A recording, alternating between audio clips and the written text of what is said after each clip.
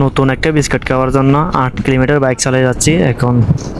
তাই দেরি না করে এখনই রওনা দিলাম। তাই তাড়াতাড়ি করে রওনা দিলাম ফেকুয়া থেকে মগনামা ঘাট পর্যন্ত। এর মধ্যে বৃষ্টি ভেজা রাস্তায় একটু করে মজা করছিলাম বাইক নিয়ে এবং স্লিপও খাচ্ছিলাম। দেন দেখতে দেখতে চলে গেলাম আমরা মগনামা ঘাটে। ও, আরেকটা কথা বলতে তো বলে গেলাম, আমার পিছনে আছে এই বিস্কিট কোম্পানির এসার, যার নাম সোহান। ছেলে হিসেবে ভালো কিন্তু মানুষ হিসেবে ভালো না। কথা বলতে বলতে মগনামা ঘাটে চলে আসলাম এবং গাড়িটা পার্কিং করে রাখলাম এবং চায়ের দোকানের দিকে রওনা দিলাম। আমাদের সেই কাঙ্ক্ষিত বিস্কিট এটা, যার নাম লোটাস। চা দিয়ে বড়াই খেতেও কিন্তু এটা খুব মজা এবং আমরা তিনজনে একসাথে বসে বিস্কিটটা খাচ্ছি। এটা হচ্ছে আলাউদ্দিন স্যার আমাদের।